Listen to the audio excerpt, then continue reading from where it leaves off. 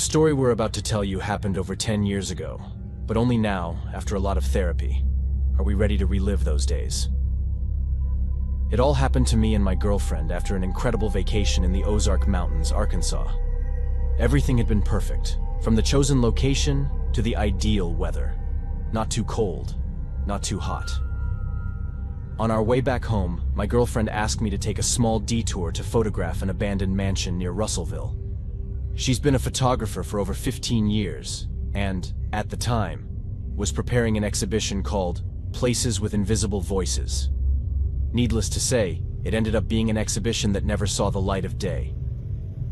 We didn't leave that mansion with the camera, but later the police found it, and, after reviewing all the photos, returned it to us. We never touched that camera or looked at the photos again. It would have been too much for both of us. But I'm getting ahead of the story. The main goal of the exhibition was to capture the true essence of abandoned places, especially the older ones.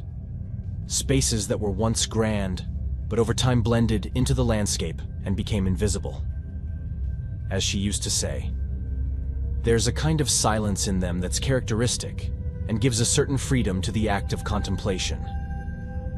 With this exhibition, she mainly wanted to answer the question, what secrets do these walls hold? I loved and still love her work.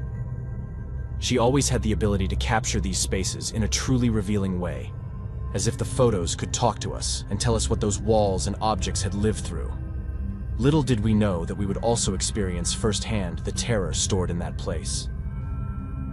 It was said that real tragedies had happened in that mansion over time, with several people dying from both natural causes and at the hands of others. Because of its history, the mansion always attracted various groups, from people looking for paranormal activity to reports of some cults. We knew we had to be careful, that it might not be possible to photograph that area. But when we got there and saw there was no sign of anyone for miles, we decided to start exploring.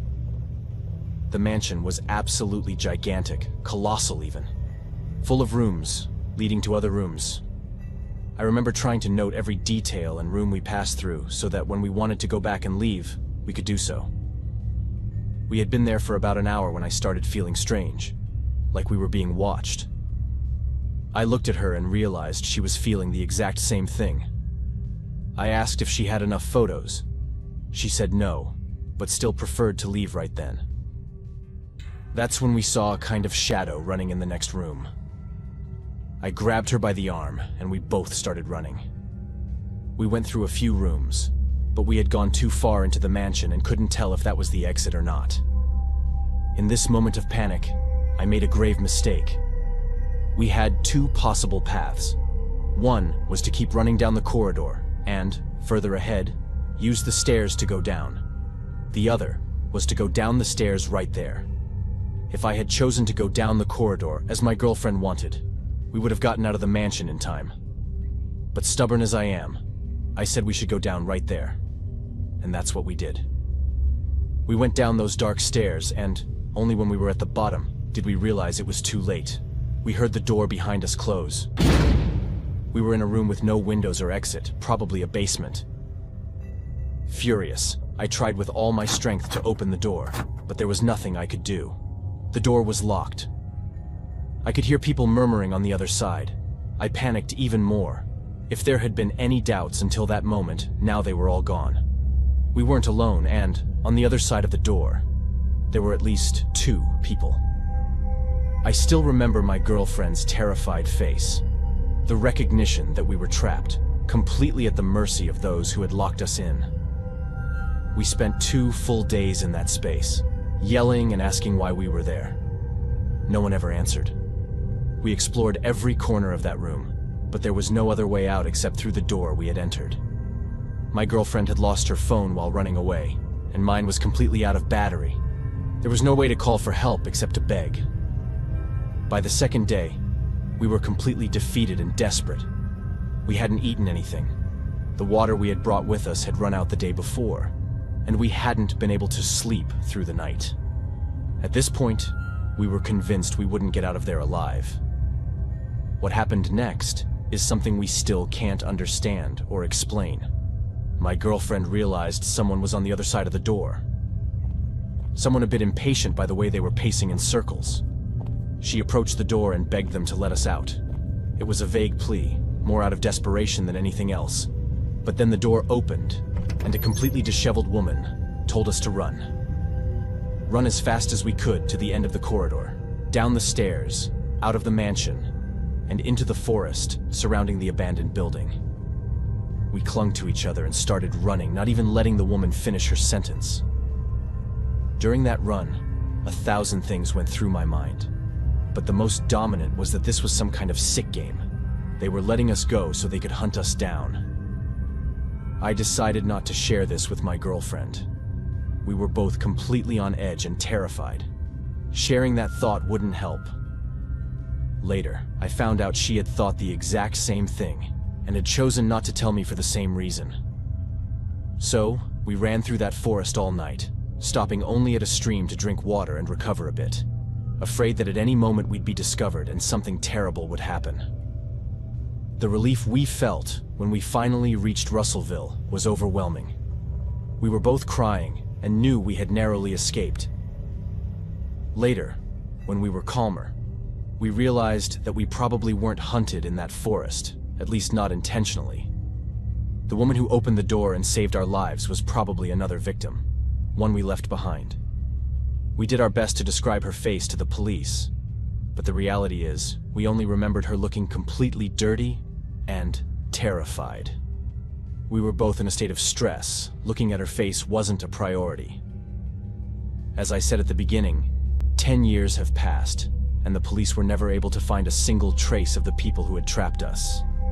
They found our traces in the basement, like my girlfriend's camera, and some objects scattered around the house. Recently burned candles, mattresses, food remnants. But nothing that would help identify who they were. During these 10 years, we've thought countless times about that woman, about what might have happened to her. We even felt guilty for not trying to help her. But the truth is, we were in complete panic, and our only concern was survival. Even today, we wonder if she managed to escape, or if she ended up succumbing to those who imprisoned us.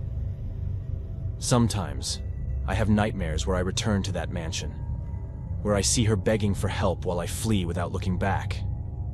It's a burden we carry, a mystery that will never be solved. Maybe one day, the truth will come to light. But until then, all we can do is live with the scars of that night and the memory of an unknown savior who somehow gave us a second chance at life.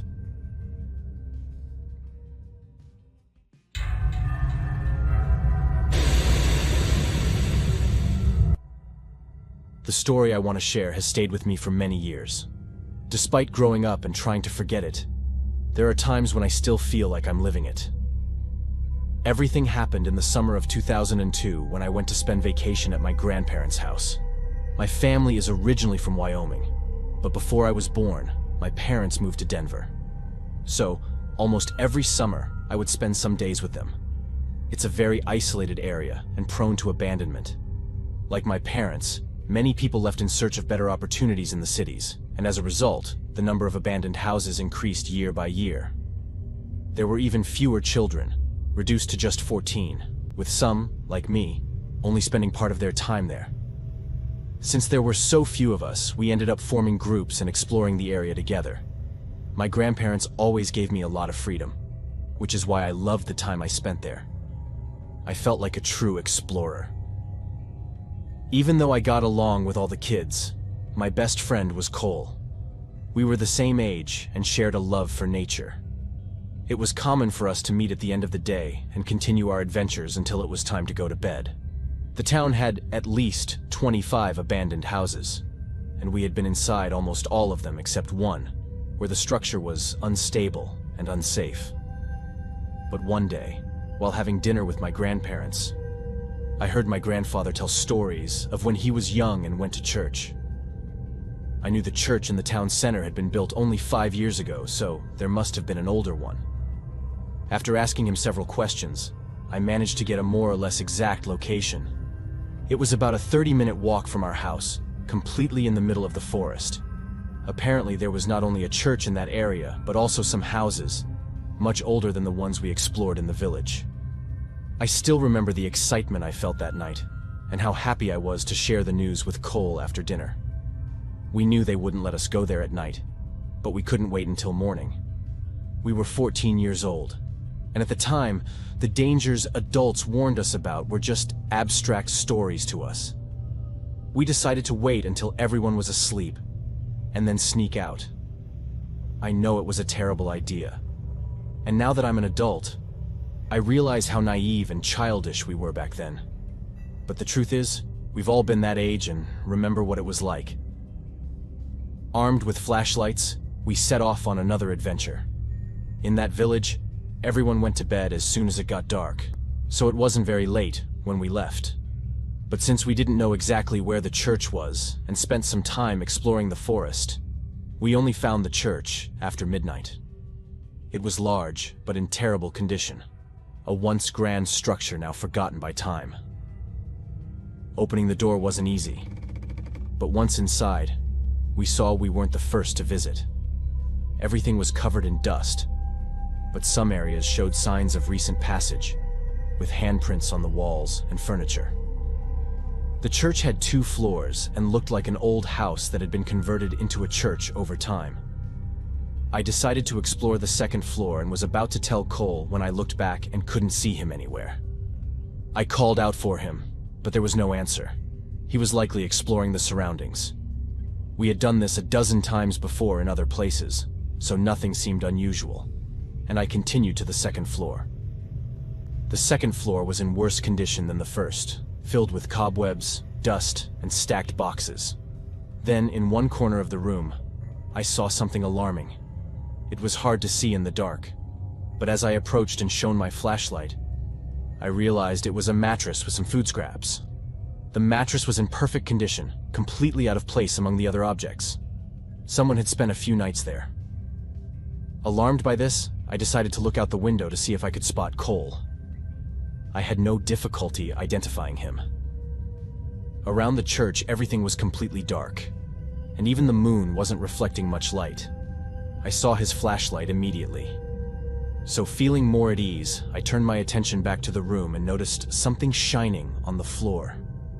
When I bent down to check, I saw a small door in the wall, almost imperceptible, but it was there.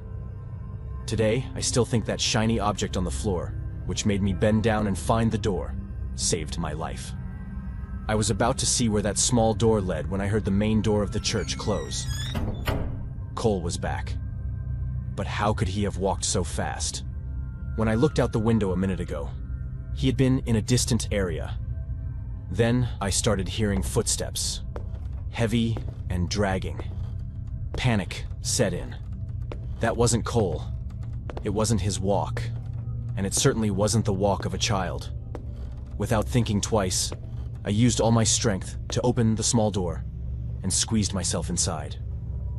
Then the person began to climb the stairs, and I heard the sound of a gun being cocked. I was already in panic, but that sound nearly drove me to insanity. The person reached the 2nd floor, walked around twice, and stopped in the middle of the room. I don't know how much time passed. I was holding my breath, doing my best not to start crying. Then I heard him say, "Hi, Elijah." He knew who I was, and that I was there. He probably saw me peeking out the window. I felt like I was going to die. My head hurt from holding back tears as I heard him descend the stairs and leave the church. Now I wasn't just afraid for myself, but also for Cole, who was still out there somewhere.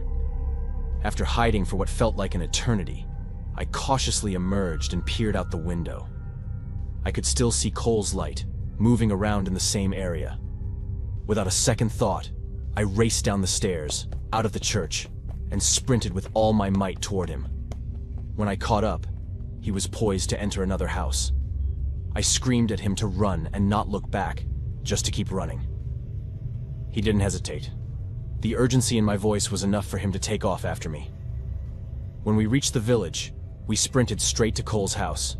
It was the closest, and we had no clue if the person was still after us. Our parents were livid, and we were grounded for what felt like an eternity. I was promptly sent back to Denver. After that, Cole and I grew apart completely. I lost touch with him, and I'm not even sure what became of him. I stopped visiting my grandparents. They began coming to see us instead. Years later, I overheard my parents whispering about a teenager's body found in that area, with the perpetrator still at large. This news sent chills down my spine, bringing back the terror of that night. I've often wondered what might have happened if we hadn't escaped, or if we had encountered that stranger directly.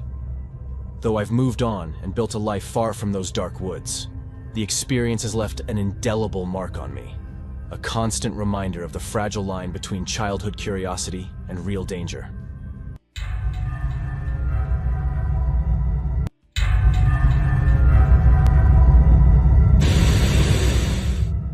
It all started innocently enough.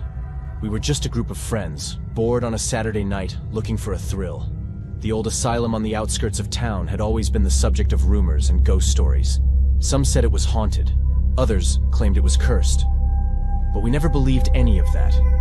We just wanted to see if we could find any trace of the place's dark history. I think this is a feeling most people can relate to. We were young, so thinking about the dangers associated with visiting such an abandoned place wasn't something that occurred to us. Similarly, the stories told about that place scared us, but that's precisely what we were looking for.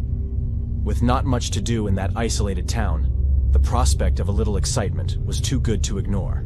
I'm not going to go into details regarding people's names, especially since they asked me to maintain their anonymity. So, for the sake of this video, the names I'm going to use are false. It was me, Jake, Sarah, and Tom. We were inseparable back then, always looking for an adventure. That night, we decided to explore the abandoned asylum. We reached the fence around midnight, and it took us a while to find the bent bars. The moon was full, casting a light on the decrepit building. We squeezed through the gap and made our way to the main entrance. The front door was long gone, so we stepped inside without much trouble. The place was even more dilapidated than we had imagined. Debris covered the floor, and the smell of mold and decay was overpowering. We turned on our flashlights and started exploring. The halls seemed endless, each turn revealing more decay and ruin. As we ventured deeper, the temperature seemed to drop, and a sense of dread began to creep over us. Still, we pressed on, our curiosity outweighing our fear. Then we heard it. Footsteps followed by a faint dragging sound. We stopped dead in our tracks, straining to hear. It was coming from somewhere nearby, but we couldn't tell exactly where. Maybe from the room above us. We looked at each other, with fear in our eyes. What was that noise? We stood there, frozen, for what felt like an eternity, listening. Then the footsteps stopped, but the dragging sound continued, growing fainter, and then disappearing altogether. Jake started to cry. I had never seen him so scared. I looked at him and realized I was trembling too. We needed to get out of there. I signaled to the others, and we began to move, trying to retrace our steps. But we had wandered too far, and the building was like a maze. None of us knew exactly where we were, or how to get back to the exit. We headed in what we thought was the right direction, down and to the right. But the halls all looked the same. It was easy to get lost. Then, suddenly, a loud crash echoed through the building. It sounded like something heavy had been thrown from an upper floor. We stopped, hearts pounding, trying to determine where the noise had come from. Whatever had fallen, it was close. Very close. We all looked back. It seemed like the noise had come from there. Up until that moment, none of us had considered the possibility that we weren't alone in the building. We had all assumed the noises were from the building settling, or maybe an animal. But this was different. This was deliberate. Sarah spotted a small door in the wall behind us. It looked like a trash chute. The noise could only have come from there. Without thinking, and more as a reflex of fear than anything else, we went to that small door.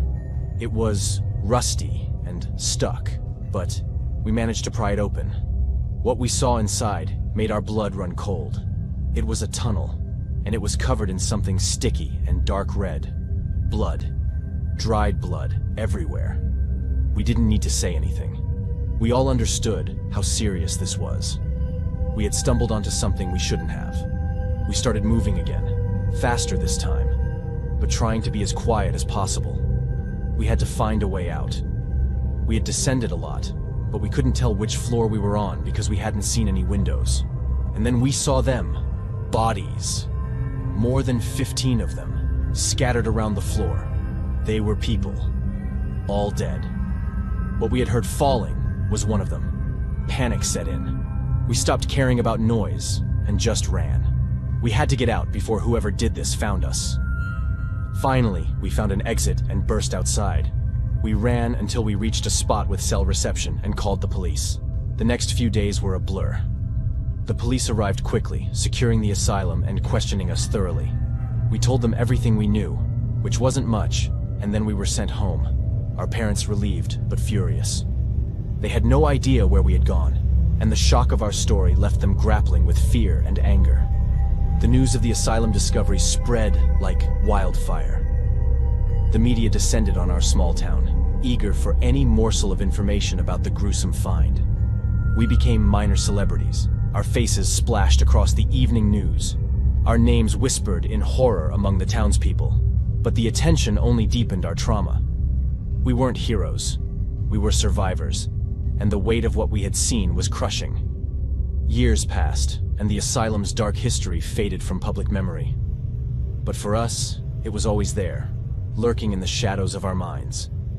We grew up, went our separate ways, but the bond forged in fear and survival remained unbroken.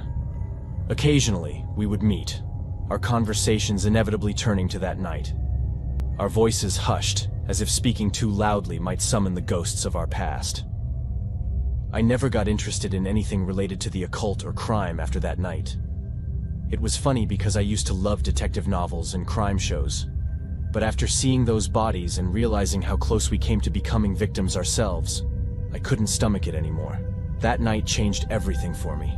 We were just kids looking for a thrill, but we found something much darker than we could have ever imagined.